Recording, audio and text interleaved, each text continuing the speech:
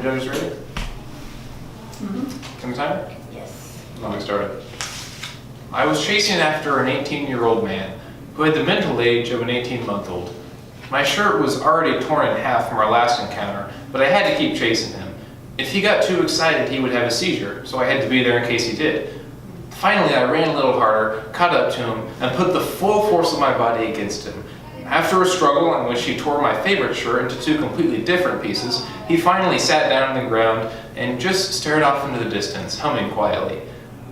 To most people, that might sound like an abnormal experience at least, but to me, it's a summer job.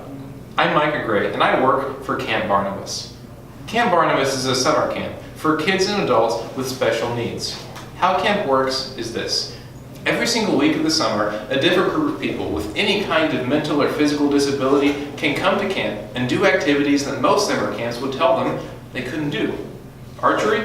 Check. Rifles? Sure. Swimming? Absolutely. High ropes course? No problem. Not only do these campers get to do these amazing activities for a week, they get to learn more about Christ in the process, and they get to leave camp with a new friend. That's because every week at camp, a new group of missionaries come from all across the nation. If those missionaries are between the ages of 16 and 29, they'll be paired up with a camper, and they'll spend the whole week with that camper, taking care of them, hanging out with them, just making sure they have a great week in general. So both the campers and the missionaries will leave camp changed. The first time that I ever went through the gates at camp, I was 11 years old. My older brother Noah went to camp as a missionary in 2010. I remember whenever I first walked into the dining hall, I saw all of the missionaries and the campers together having a great time, and I thought to myself, I hate this place. I'm never going to come back here. I couldn't comprehend the idea of just giving up your week for somebody else. To me, I couldn't even consider wiping some other guy's butt for a week because he wasn't able to do it himself. That was ridiculous. 5 years later, I was about to turn 16, and I wanted to buy a car. My mom told me no. But after a lot of pushing, she finally said, if you volunteer at Barnabas for a week, you can get a car. So I told her no. I hated Barnabas. I knew I hated Barnabas. I was never going to go back there. But after many weeks of considering, my mom finally persuaded me by saying one sentence, you can do anything for a week. And that's true. You can do anything for a week. And that was what I thought exactly. If I can buy a car, I'll do anything. I don't really care. So I went to camp. I remember driving up through the gates. All the staff members surrounded our car, cheering at us. And I even commented about how much it would stink to work there. You have to act so happy all the time. That night we got back to our cabin, and all the missionaries were paired with a camper. We all got the campers together, or their cars in a pile, and then each one picked a camper they were going to hang out with for that week. Now, I didn't know what to do. I was really uncomfortable, so I just picked the last camper in the pile. That night I laid in bed and I thought about how I didn't belong here. I was extremely uncomfortable. This wasn't for me. I was out of my place, but I was just going to have to be here for a week and I was going to have to deal with it. The next morning, I met my camper. His name is Sean. Sean's in his mid-50s and he uses a wheelchair. And as I was pushing him back to our cabin, he turned around to me and he says, I'm SpongeBob. I didn't know what to do with that, so I said, I love SpongeBob. Can I be Patrick?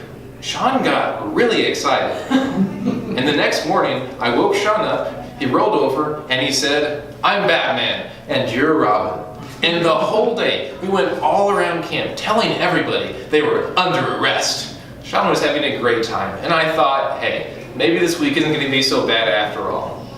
Well, that night, I was about to go to bed, and one of my cabin staffers, his name was Will, came up to me and said he needed help in the bathroom. He told me to grab a pair of gloves and a brief, which is what we call an adult diaper. And for the first time of what I didn't know at the time was going to be many, I changed another man's diaper. I almost threw up. I had never, in my entire life, been pushed so ridiculously far outside of my comfort zone. My comfort zone wasn't on the horizon of changing another man's diaper. That night, I laid in bed, and I thought, there's no way I can do this. This is impossible. I didn't sign up for this. There's no way in the world I could ever manage to do this. I prayed, and God showed me that I was right. He showed me a verse in Romans that says that no good comes from us, only from Him. I was right, I couldn't do it, but God could. The next day, me and Sean were Shrek and Donkey. The day after that, he was Popeye. I was Popeye's dog. The day after that, he was George Washington, and I was Benjamin Franklin. And then it was closing day. His parents came, and we all went to the dining hall together, and we watched a movie that they made about the week, and then a slideshow of different pictures.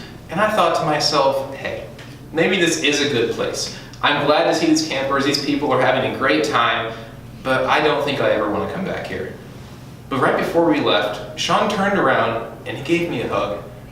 Now, this wasn't a pat on the back, this wasn't a side hug.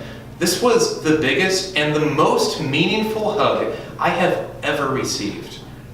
Sean told me that he loved me and that I was his best friend.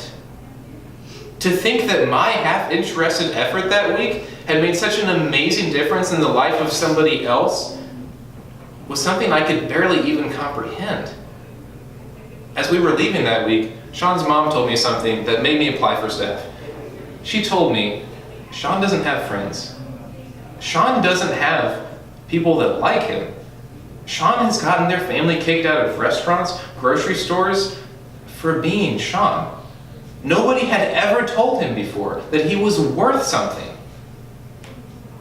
I believe in Camp Barnabas because I believe every single person should have the opportunity to feel the love of Christ, if only for 1 week during the summer. I believe in Camp Barnabas because I have seen lives being changed right next to mine every single week I was there. A few weeks after I left, I applied for staff. I figured it was a long shot, but I should go ahead and try it out. And on January 4th of last year, I got the email telling me I was hired. I was ecstatic because I understood that the summer ahead of me was going to be a summer of learning and a summer of joy. The first week I was there on staff, God taught me that trusting in Him isn't an option, it's mandatory. The week after that, God showed me that my attitude was going to change everything about how I saw the world. The week after that, God taught me that patience is an extremely important virtue when dealing with anybody in any situation. The week after that, God taught me to reflect on all the experiences He'd given me, and God taught me to be thankful. Now, you may be wondering, why am I here today? After all, I'm not just here to tell you about how great I am because I work at Barnabas. I am here to tell you that God can use you. It doesn't matter who you are. It doesn't matter what you've done. God can use you because God doesn't care about physical or mental boundaries. Believe me, I've seen it firsthand. Thank you. Thank you for taking me.